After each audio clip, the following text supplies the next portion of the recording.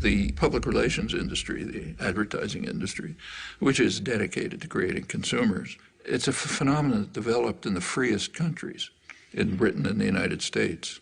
And the reason is pretty clear. It became clear by, say, a century ago that it was not going to be so easy to control the population by force. Too much freedom had been won. So you had to have other means of controlling people. That you have to control them by control of beliefs and attitude. Markets are supposed to be based on informed consumers making rational choices. Well, if we had a system like that, a market system, then a television ad would consist of, say, General Motors putting up information saying, here's what we have for sale. That's not what an ad for a car is. The point is to create uninformed consumers who will make irrational choices. That's what advertising is all about. And when the same institutions, PR system, runs elections, they do it the same way. An uninformed electorate which will make irrational choices, often against their own interests. And we see it every time one of these extravaganzas take place. La tiranía ejercida inconscientemente sobre la mente de los hombres es la única tiranía real, porque no se puede combatir contra ella, decía Gustave Le Bon. La búsqueda del poder es la fuerza impulsora de la historia, y la conspiración su modo de ejecución. Aquellos que no reconocen este principio de causa y efecto se convierten en peones inconscientes de intereses que no comprenden. Y es el interés justamente de estas fuerzas que permanezcas en ese estado de ignorancia. Como hemos desarrollado en otros videos, el conocimiento de la psique humana y su manipulación es la principal arma de la élite en nuestra contra, ya que, como señala con brillantez Etienne de la Boétie en 1548 en su breve texto Discurso de la servidumbre voluntaria, la clave para nuestra libertad o sometimiento está en el consentimiento. Pero antes de continuar, Terapia Liberal depende de sus aportes voluntarios, los que pueden hacer a través de sus medios de preferencia. Encontrarán los links en la descripción. Dicho esto, los invito a suscribirse, a dar like y compartir el material para que llegue a más personas. Soy Nicolás Martínez Laje y esto es Terapia Liberal. Vamos con la intro.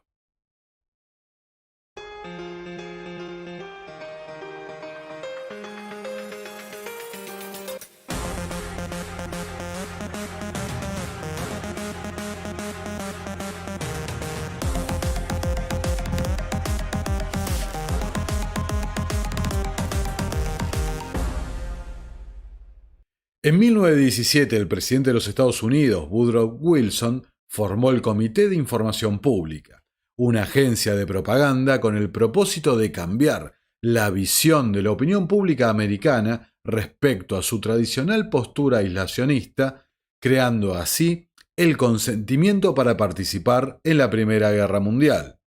Era miembro de la CPI Edward Bernays, sobrino de Sigmund Freud y autor del libro Propaganda. Los deseos humanos son el vapor que hace que la máquina social funcione. A no ser que los entienda, el propagandista no logrará controlar el inmenso mecanismo de engranajes más o menos unidos entre sí que es la sociedad moderna. Bernays estudió la mentalidad del público estadounidense y en base a sus observaciones creó una campaña para promover la idea de que el propósito de los Estados Unidos en la Primera Guerra Mundial era hacer el mundo seguro para la democracia.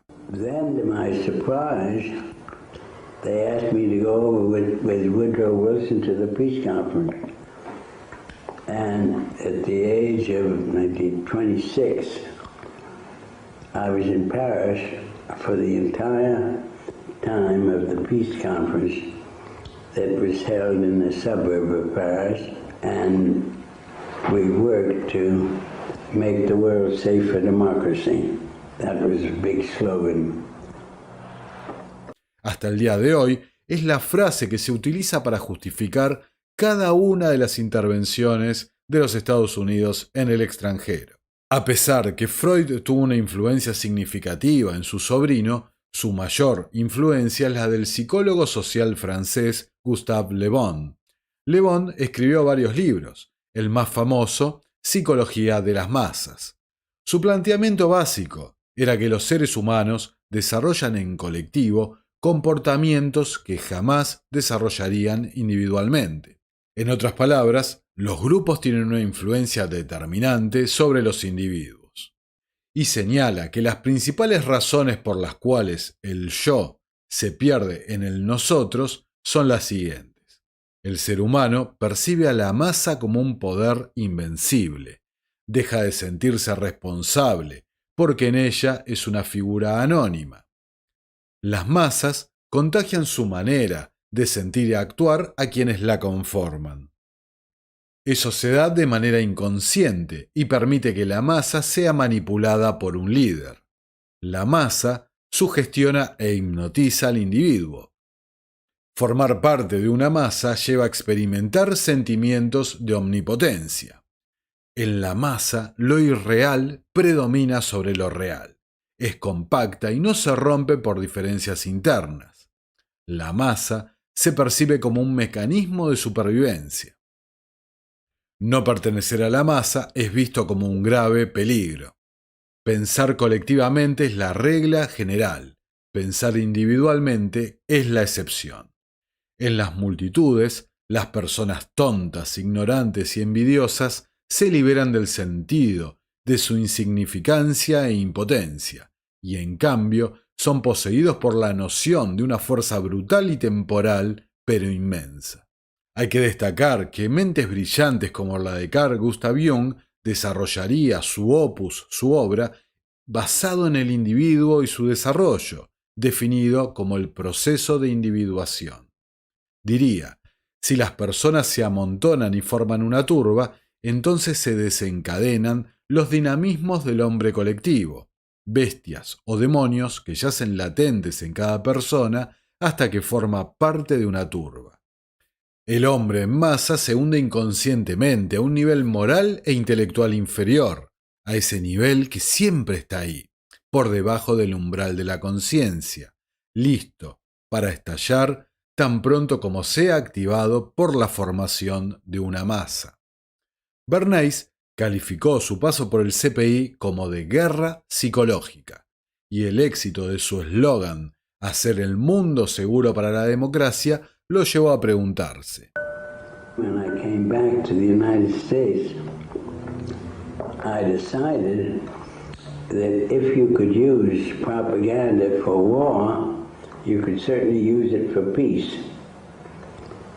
And propaganda got to be a bad word because of the Germans using it. So what I did was to try to find some other words. So we found the word Council on Public Relations.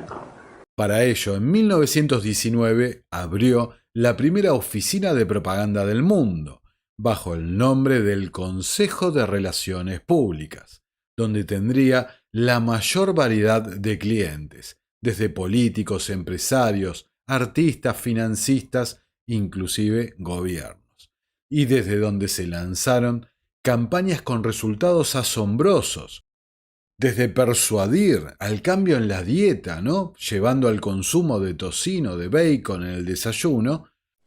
Many years ago, our client was the Beachy-Nut Packing Company. One of their basic problems was bacon. We made a research and found out that the American public ate very light breakfasts of coffee, maybe a roll, and orange juice. We thereupon decided that the only way to meet the situation was as follows. We went to our physician, found that a heavy breakfast was sounder from the standpoint of health than a light breakfast because the body loses energy during the night and needs it during the day.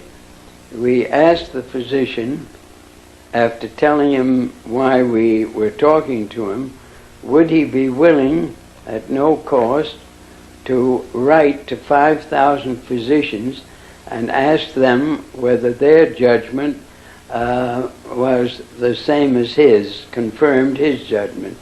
He said he would be glad to do it.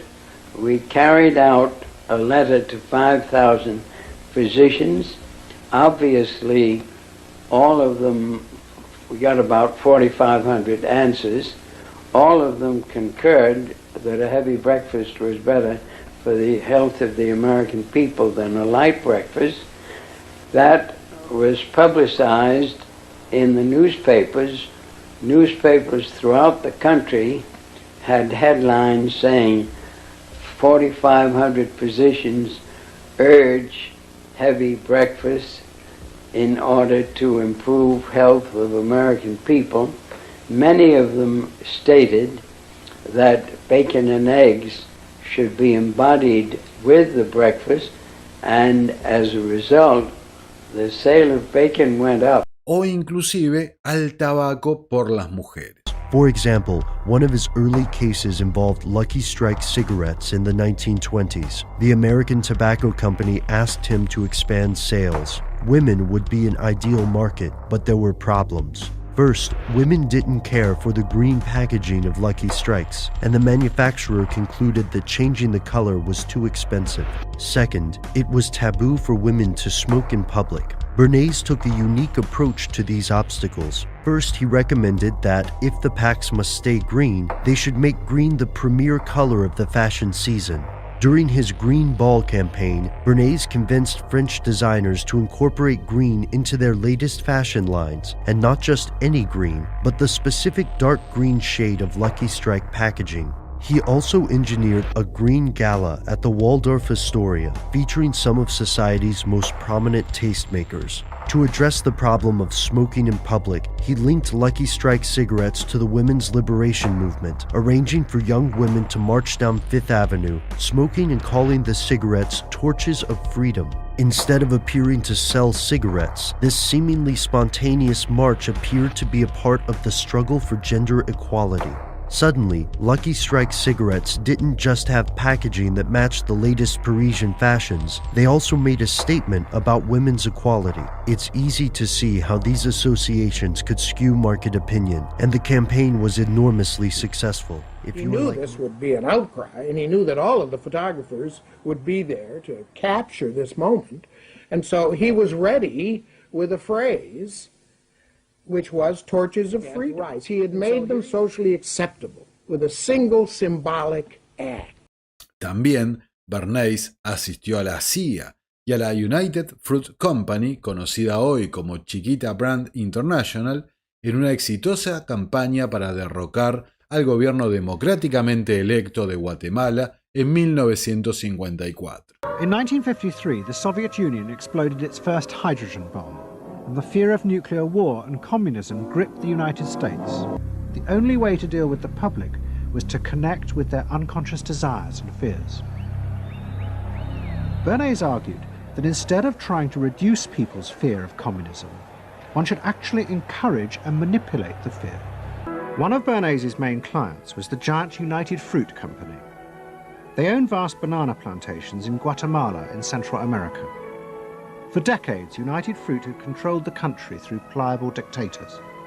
It was known as a banana republic. But in 1950, a young officer, Colonel Arbenz, was elected president. He promised to remove United Fruit's control over the country.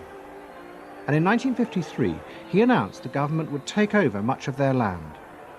It was a massively popular move, but a disaster for United Fruit, and they turned to Bernays to help get rid of Arbenz. But what Bernays was doing was not just trying to blacken the Arbenz regime. He was part of a secret plot. President Eisenhower had agreed that America should topple the Arbenz government, but secretly. The CIA were instructed to organize a coup and found a new leader for the country called Colonel Armas. Dirigió la campaña de relaciones públicas para obtener apoyo para la fluoración de los suministros de agua municipales a nombre de la empresa minera de aluminio Alcoa, que estaba buscando una manera barata de deshacerse de sus residuos industriales. Lo que hizo que Bernays tuviera tanto éxito fue su habilidad en la aplicación de 3 tácticas psicológicas. Primero, crear asociaciones con los miedos y deseos subconscientes de los individuos. Los hombres en gran medida se ven impulsados por motivaciones que se ocultan a sí mismos. Es tan cierto para la psicología de masas como para la individual. Segundo, influir en los líderes de opinión y figuras de autoridad para así llegar a sus seguidores. Si puedes influir en los líderes, ya sea con su colaboración consciente o sin ella, automáticamente influyes sobre el grupo que le sigue. Y tercero, iniciar el contagio de ideas y comportamientos a través de la explotación de la conformidad social. El estudio sistemático de la psicología de masas reveló a sus estudiosos las posibilidades de un gobierno invisible de la sociedad mediante la manipulación de los motivos que impulsan las acciones del hombre en el seno de un grupo. Pero a Bernays no se le escapaba lo que venimos diciendo programa tras programa, que la clave en toda esta manipulación es el consentimiento. En nuestra organización social actual, la aprobación del público resulta crucial para cualquier proyecto de gran calado. De ahí que un movimiento digno de todos los elogios puede fracasar si no logra imprimir su imagen en la mente pública. Sus técnicas funcionaron tan bien que fueron adoptadas por prácticamente todos los sectores que buscaban influir en la opinión pública. Joseph Goebbels, el ministro de propaganda de Hitler, reconoció muy útil el enfoque de Bernays. En su autobiografía, titulada Biografía de una idea, Bernays recuerda una cena en su casa en 1933, donde Carl von Wiegand, corresponsal en el extranjero de los periódicos Hertz, un veterano en la interpretación de Europa y recién regresado de Alemania, nos hablaba de Goebbels y sus planes de propaganda para consolidar el poder nazi. Goebbels le había mostrado a Wiegand su biblioteca de propaganda, la mejor que Wiegand había visto jamás. Goebbels, dijo Wiegand, estaba usando mi libro Crystallizing the Public Opinion como base para su campaña destructiva contra los judíos de Alemania. Esto me impactó. Obviamente, el ataque a los judíos de Alemania no fue un estallido emocional de los nazis, sino una campaña deliberada y planificada. Los hechos ocurridos en la Alemania nazi dejaron atónito al mundo e inspiraron a varios psicólogos destacados para investigar cómo las poblaciones pueden ser convencidas a cometer estas atrocidades. En 1951, el psicólogo Solomon Asch decidió estudiar y medir los efectos y causas de la conformidad social y su capacidad para alterar la percepción. The experiment you'll be taking part in today involves the perception of lengths of lines. As you can see here, I have a number of cards, and on each card there are several lines. Your task is a very simple one. You're to look at the line on the left and determine which of the 3 lines on the right is equal to it in length. All right, we'll proceed in this order. You'll give your answer. Only one of the people in the group is a real subject, the 5th person with the white T-shirt. The others are confederates of the experimenter and have been told to give wrong answers on some of the trials. The experiment begins uneventfully as subjects give their judgments. 2. 2. 2. 2. 2. 3. 3. 3. 3. But on the 3rd trial, something happens. 2. 2. 2. 2. 2. The subject denies the evidence of his own eyes and yields to group influence. 1. Ash found subjects went along with the group on 37% of the critical trials. But he found through interviews that they went along with the group for different reasons. 1. 1. They must be right. There are 4 of them and 1 of me. 1. This subject's yielding is based on a distortion of his judgment. He genuinely believes that the group is correct. 1. 1. 1. 2. 1. 2. 2. 2. I know they're wrong, but why should I make waves? 2. In this case, the subject knows he is right, but goes along to avoid the discomfort of disagreeing with the group. Here, the distortion is at the level of his response. 2. 2. 2. 2. In the previous experiment, the naive subject stood alone against the group. In this variation, Ash gave the naive subject a partner, here seated in the third position, who also gives the correct response. 1. 1. 2. 1. 2. With a partner, yielding drops to only 5% of the critical trials compared to 37% without a partner. Although subjects report warmth and good feeling toward the partner, they typically deny that he played a role in their own independence. The partnership variation shows that much of the power of the group came not merely from its numbers, but from the unanimity of its opposition. When that unanimity is punctured, the group's power is greatly reduced. Sometimes we go along with the group because what they say convinces us they are right. This is called informational conformity. But sometimes we conform because we are apprehensive that the group will disapprove if we are deviant. This is called normative conformity. The strength of the normative factor is shown in another variation carried out by Ash. In this variation, the subject is told that because he had arrived late, he would have to write his answers. Subjects in this private response experiment are exposed to the same amount of misleading information as other subjects, but they are immune from any possible criticism by the group. 1. 1. 1. And this enormously reduces the pressure to conform. Conformity drops by 2/3. Ash's experiment is a classic. It reveals how people will deny what they see and submit to group pressure. It allows us not only to observe conformity, but to study the conditions that increase or reduce its occurrence. Una pregunta quedó sin respuesta. ¿Esta conformidad se limitaba al aspecto social o en realidad se estaba influyendo en la percepción a nivel neurológico? Sería en 2005 cuando el neurocientífico Gregory Berns trató de responder a esta pregunta. Berns creó una variación del experimento de Ash, esta vez midiendo la actividad cerebral durante la prueba, para determinar a qué nivel del cerebro la conformidad estaba teniendo lugar. Los resultados mostraron que la conformidad se alcanzaba alterando la percepción de los sujetos a nivel neurológico.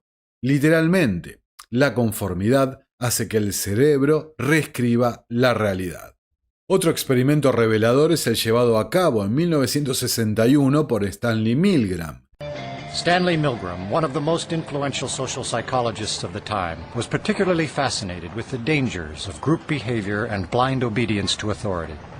In 1962, Stanley Milgram shocked the world with his study on obedience.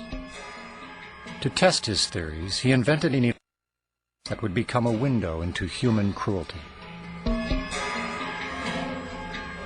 In ascending order, a row of buttons marked the amount of voltage one person would inflict upon another. You are seated in front of this impressive-looking instrument, the shock generator. Its essential feature is a line of switches that goes from 15 volts to 450 volts, and a set of verbal designations that goes from slight shock to moderate shock, strong shock, very strong shock, intense shock, extreme intensity shock, and finally XXX, danger severe shock.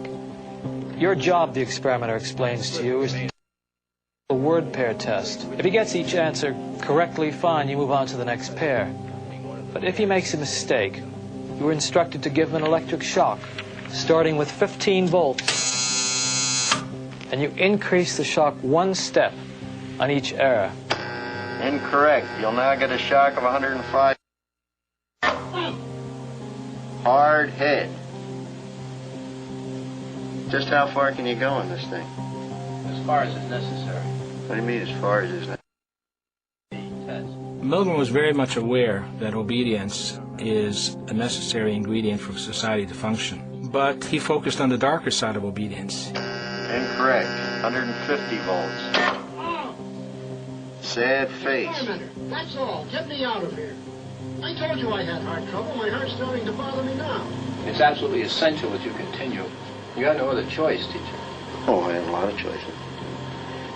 My number one choice is that I wouldn't go on if I thought he was being harmed.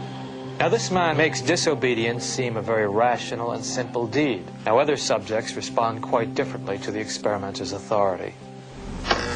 Wrong. It's hair. 75 volts, Jim. Please continue. Some psychologists were troubled by the ethics of it.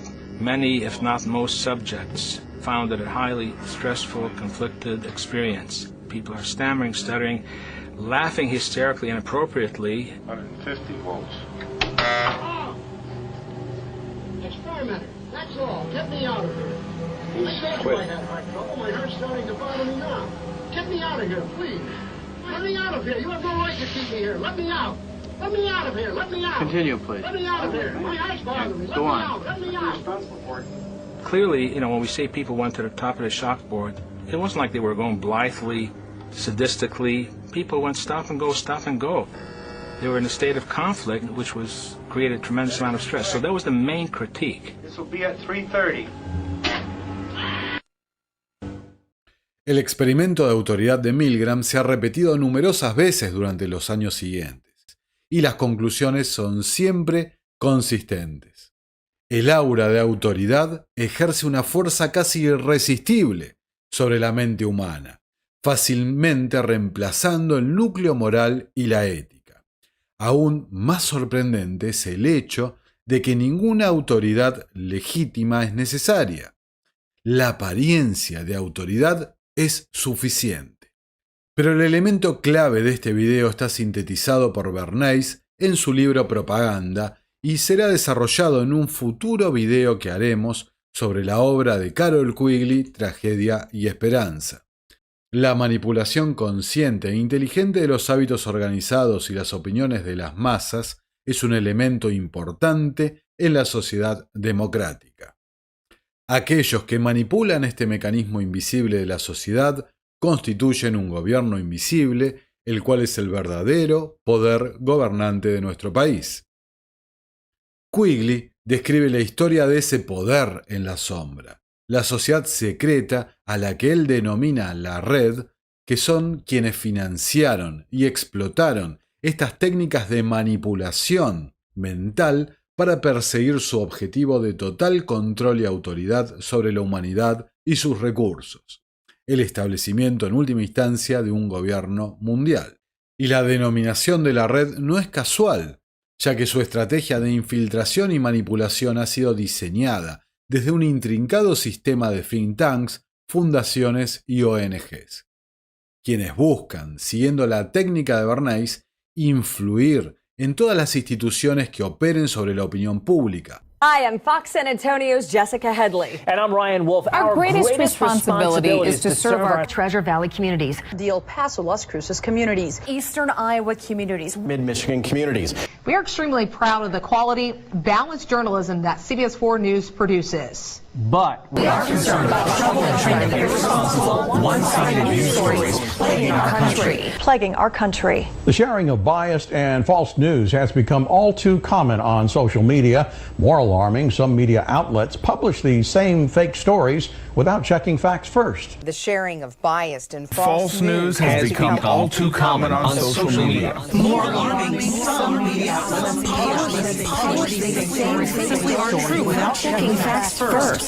Unfortunately, some members of the media use their platforms to push their own personal bias and agenda to control exactly what people think. And this is extremely dangerous to our democracy. This is extremely dangerous to our democracy. This is extremely dangerous to our democracy. This is extremely dangerous to our democracy. This is extremely dangerous to our democracy. This is extremely dangerous to our democracy. This is extremely dangerous to our democracy. This is extremely dangerous to our democracy. This is extremely dangerous to our democracy. This is extremely dangerous to our democracy. This is extremely dangerous to our democracy. This is extremely dangerous to our democracy. This is extremely dangerous to our democracy. This is extremely dangerous to our democracy. This is extremely dangerous to our democracy. This is extremely dangerous to our democracy. Recordemos que el verdadero poder no es elegido y busca no rendir cuentas por sus actos. Y la nave insignia de esta red ha sido siempre el Instituto Real de Asuntos Internacionales, Chatham House, y su rama americana no es ni más ni menos que el CFR, el Council on Foreign Relations. Los políticos son simples marionetas a los que le susurran al oído qué es lo que tienen que decir y hacer, mientras intentan convencerte de que seas vos quien los elija. Por eso afirmamos con convencimiento que el mundo que se nos presenta es una total ilusión, un constructo de manipulación, un constructo psicológico para convencerte de que sos vos quien tiene el poder y que se lo estás delegando a supuestos expertos que en teoría son neutros, son objetivos para tu propia seguridad y tu propio bien.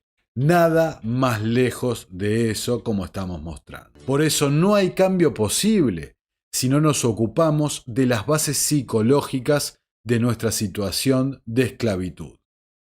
Que este breve video sirva entonces para clarificar que 2020 no tuvo nada que ver con la salud. Y ahora que nos encontramos a la puerta de una posible tercera guerra mundial, nos recuerde que sendas operaciones de falsa bandera fueron las que empujaron a las masas a pedir guerra y sangre. Podemos citar algún ejemplo: el hundimiento del vapor de pasajeros Lusitania en 1917, que transportaba pertrechos de guerra a los británicos y arrastró a Estados Unidos a la Primera Guerra Mundial, bajo la presidencia de Wilson, manipulado por un hombre de la élite, el coronel, que no era coronel, Edward Mandell House. El incendio del Reichstag en Berlín en 1933, que permitió anular a la oposición política. El ataque japonés a la base naval de Pearl Harbor en 1941, que dio al presidente Franklin Delano Roosevelt la excusa perfecta para hacer la guerra a Alemania y Japón. El incidente del Golfo de Tonkin, que en 1964 permitió a Estados Unidos escalar la guerra en Vietnam, o, más cerca en el tiempo, los ataques del 9/11 que propiciaron la llamada Guerra al Terror. Indeed, the facts and Iraq's behavior show that Saddam Hussein and his regime are concealing their efforts to produce more weapons of mass destruction. My colleagues, every statement I make today is backed up by sources, solid sources. These are not assertions. What we're giving you are facts and conclusions based on solid intelligence. Those weapons of mass destruction got to be somewhere. Nope, no weapons over there. O en la actualidad, el atentado al gasoducto Nord Stream, que, como estamos viendo, puede ser lo que dé la puerta a la próxima guerra mundial. La pregunta siempre debe ser, cui bono, ¿quién se beneficia de esto? Y en cada uno de los casos que comenté, la respuesta es la misma. Se benefician a aquellos que buscan cartelizar el mercado, eliminar la competencia, restringir las libertades individuales y establecer un gobierno mundial. El rastro del dinero siempre va en la misma dirección. Por eso, cuando entendés el juego que están jugando, es muy fácil ver quiénes son los jugadores. Uno es libre cuando su voluntad no está atada a la voluntad de un tercero. No vivas preso de los efectos que causa esta gente. Convertite así entonces en causa de tu propio destino. Y para eso primero tenés que entender el juego que juega esta gente y cuáles son sus herramientas, cuáles son sus instrumentos, siempre en contra tuyo. Bueno, muchas gracias por llegar hasta acá. Si valoran mi trabajo y quieren que siga haciéndolo, generando este tipo de contenido, pueden colaborar a través de su medio de preferencia, ya sea PayPal, Mercado Pago, Patreon o criptomonedas. También está habilitada la opción para unirse a la comunidad en YouTube. Encontrarán como siempre los links en la descripción de este video y del canal. Como dije al principio del video, los invito a suscribirse, dar like y compartir el material para que llegue a más personas.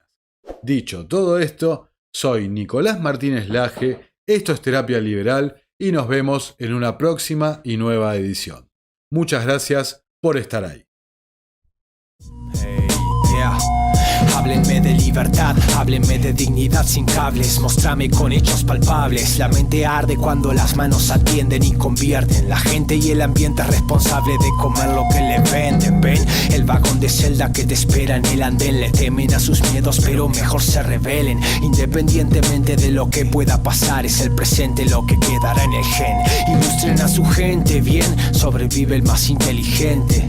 Que a Dios te lo dieron para ser fuerte. El regalo dentro del recipiente es barro moldeado en un ser consciente. El megáfono a la inquisición de la cultura sobrevive, bro. Sobre los papeles la escritura, ser el emisor entre las paredes del estándar con la banda mal en plan de que suene ese megáfono.